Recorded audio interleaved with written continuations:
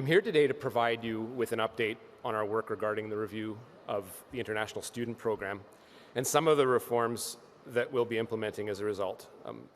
As you're likely aware, the use of fraudulent admissions letters has been a major concern for my department this year and continues to pose a serious threat to the integrity of our student program. I want to stress this point. International students are not the problem. They come here with hopes and dreams, and they are essential to building this country and the future and the ambition that we set ourselves for a country.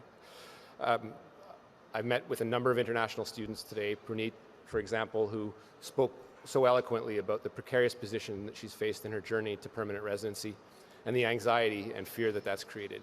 That is magnified when we have a system that has lost its integrity and is subject to, at sometimes, some of the worst aspects of fraud.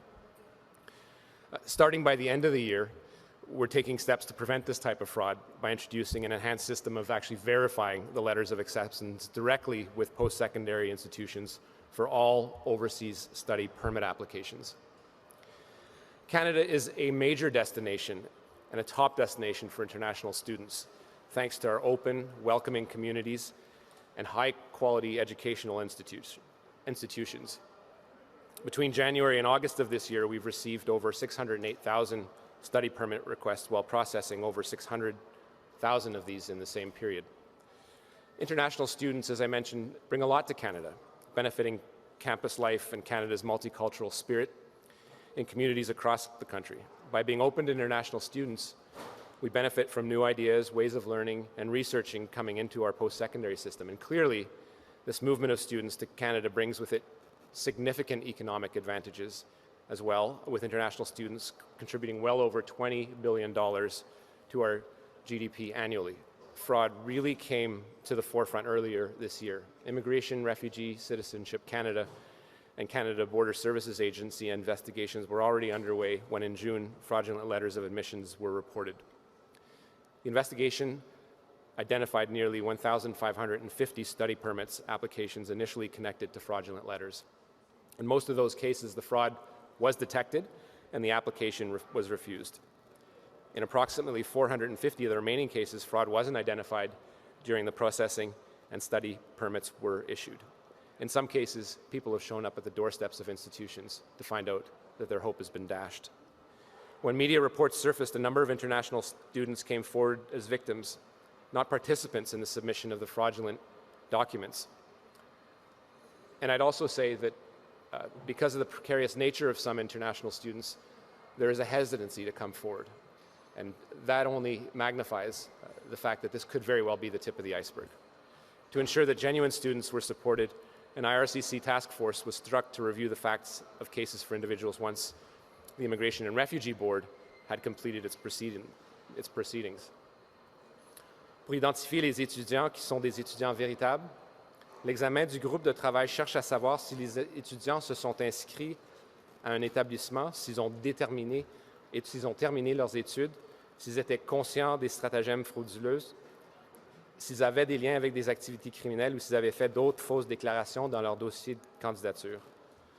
Of the approximately 450 cases, there were 285 of interest to the task force, and as of mid-October, the IRCC task force had reviewed 103 cases and determined that 63 students were genuine students. In 40 of these cases, these individuals were found not to be genuine students. For those students found to be genuine students, 30 were issued temporary resident visas. Most of the remaining cases are still before the IRB, and the task force will intervene where appropriate once adjudicative processes are concluded. As we continue to review the International Student Program, I can also confirm that we'll move ahead with a new recognized institution framework. We've been actively engaged with stakeholders, including Sheridan College, post-secondary education associations, and learning institutions on this concept, and we'll continue to refine it. We plan to implement the recognized institution framework in time for the fall semester of 2024. The framework would recognize those institutions whose international students benefit from top-class services, housing, and other supports. Our goal here is to punish the bad actors, make sure that they are held accountable, and reward the good actors who provide adequate outcomes for the success of international students. Such institutions that are recognized could benefit from, for example, faster student permit application processing destined for the students destined to their school. And as we move towards implementing it next year, additional details will be shared to fully explain how institutions would become recognized and what benefits that would bring. I would also caution people who have demanded for a one-stop solution, that we put a cap on things, that we sort of bring down the hammer on an ecosystem that is rife with perverse incentives. I've met enough people in this field to know that the lived experience of international students is too complex to come up with a simple formula and simply have the federal government stomp in and pretend that it has all the solutions. My job is to solve for fraud and to make sure that my department and the federal government is doing its job. But I do want to add that the accreditation, the designation of designated learning institutions is made by provinces. And they have a primary role in this, in making sure that those institutions are doing their jobs. We have a challenge in Ontario in particular, but it is not the only province that has faced challenges. But we need to do it together. And the federal government is coming forward and opening its arms to our provincial partners, territorial partners, to make sure we all do our jobs properly. If that job can't be done, the federal government is prepared to do it. But for right now, we need the provinces in particular, and in the case of Ontario where we are, to look at the Auditor General report that was issued in 2021 with respect to public and private colleges and work on implementing some of those recommendations. They are key to the vitality of the people that I spoke to today. They are key to the integrity of the system, and they are key to what Janet so aptly said is responsible growth. I'm not here to shut down a business model that makes sense, but what we are seeing in the ecosystem is one that has been chasing after short-term gain without looking at the long-term pain, and we need to reverse that trend. But it will take time, and a simple solution is not the one that we're presenting today. We will gradually move into it and make sure that we do our job first as the federal government, but work with our provincial counterparts to make sure that that job is done in a way that keeps international students like the ones I spoke to today at the heart of every decision-making process. Finally, I'd add, because this, and I won't add too much detail to this because it is a work in progress, we also want to signal our plans to introduce reforms to the post-graduation work permit program. We know that there is an arc to this. People don't just come to the country to study and necessarily to leave. Some do, but we know that this is also a pathway to permanent residency and Canadian citizenship eventually, but it has to go through a program that makes sure that we are incentivizing the trades that are in such great need in this country.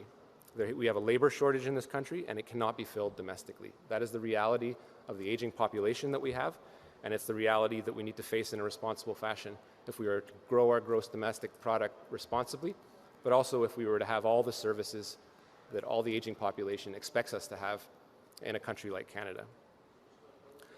The program that I'm speaking about hasn't been reviewed in a decade and has grown considerably in parallel with the increasing number of international students in Canada.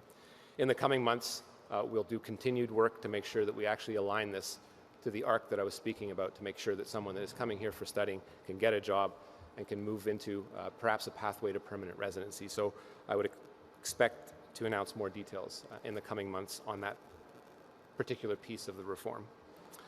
I'd also add that in the last year we've brought online new technologies that assist with study permit renewals that use an automated tool to review applications and provide a summary to case officers for a final decision.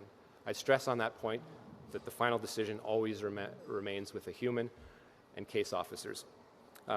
This has improved our processing time, and it's really something we need to do in the context of the 21st century.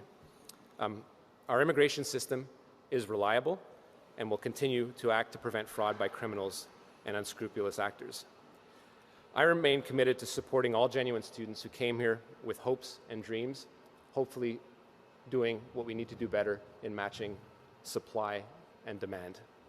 That's why we're acting here today, to support hardworking people and ensure our systems are